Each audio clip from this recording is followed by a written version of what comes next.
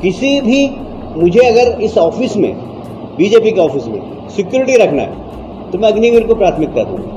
नमस्कार, आप देख रहे हैं NBC 24। मैं रत्नेश पांडे। देश भर में अग्निपथ योजना को लेकर के जो विवाद चला हुआ है, हिंसक प्रदर्शन के साथ साथ छात्र अपनी मांगों पे अड़े हुए हैं। लगातार वो ये बातें कह रहे हैं कि इस योजना को जो है वापस ले ली जाए। ये हमारे भविष्य से जुड़ा हुआ सवाल है।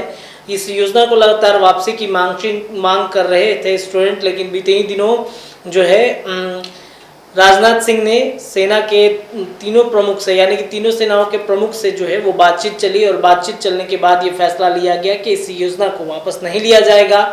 लगातार ये प्रश्न उठ रहा था कि आखिर बच्चे 4 साल के बाद रिटायरमेंट होने के बाद क्या करेंगे, क्या उनको नौकरियां मिलेंगी या फिर नहीं मिलेंगी।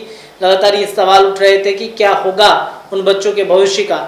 लगातार ये भी बातें चल रही थी कि भारतीय जनता पार्टी के राष्ट्रीय महासचिव है कैलाश विजयवर्गीय, उन्होंने एक बहुत ही विवादित बयान दे दिया, जिसके बाद से उनके इस बयान के बाद से नई राजनीति गर्म होगी। बता दें कि यदि भाजपा के राष्ट्रीय महासचिव हैं कैलाश विजयवर्गीय, उन्होंने प्रेस कॉन्फ्रेंस में कह दिया कि अगर हमें सेना से अगर हमें भारतीय जनता पार्टी के सिक्योरिटी गार्ड की नौकरी अगर किसी को रखनी होगी, यानी कि भारतीय जनता पार्टी की जो सुरक्षा व्यवस्था जिस तरीके से रखनी होगी, अगर हम किसी को रखेंगे तो सबसे पहले जो है तवज्जो हम अग्निपथ योजना से रिटायर हुए सेना कर्मियों को देंगे। पहले सुनिए कैलाश विजयवर्गीय को क्या कुछ कहते नजर आ रहे हैं। सेना की ट्रेनिंग में पहला डिसिप्लिन, दूसरा आज्ञा का पालन करना।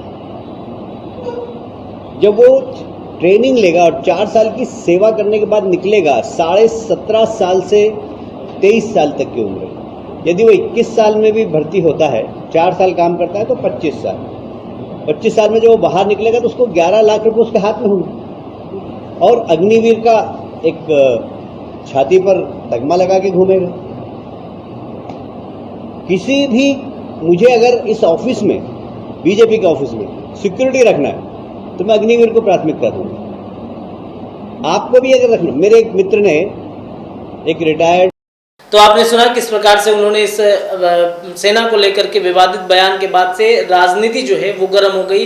कई विपक्षी दल जो है लगातार ट्वीट करके इस बारे में उनकी अवहेलना करते नजर आ रहे हैं। बातचीत करें वरुण गांधी की, उन्होंने भी इस बात को लेकर के कहा है कि ये बहुत ही दुखद है, सेना को इतना बदनाम नहीं करना चाहिए। वो जो भी लोग हैं सेना के लोग ही हैं।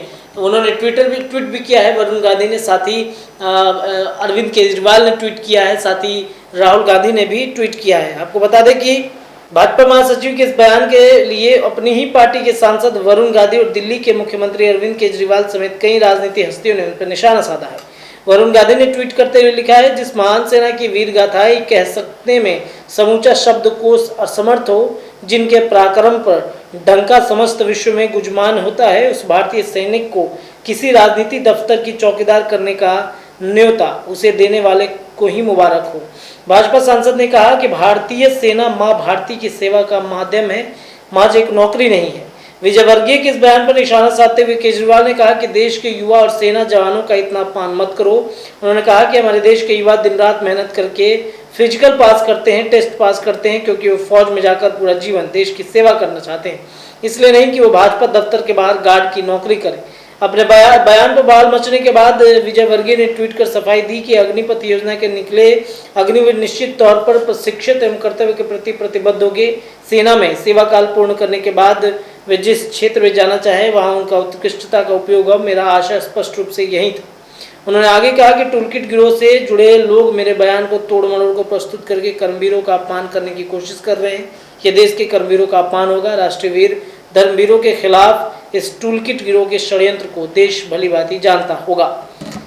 तो कैलाश विजयवर्गीय के इस बयान के बाद से कहीं ना कहीं सियासत गर्म हो गई है। अपनी ही पार्टी के सांसद हैं वरुण गांधी, यानी भारतीय जनता पार्टी के सांसद हैं वरुण गांधी, उन्होंने भी इस बात की अवहेलना की।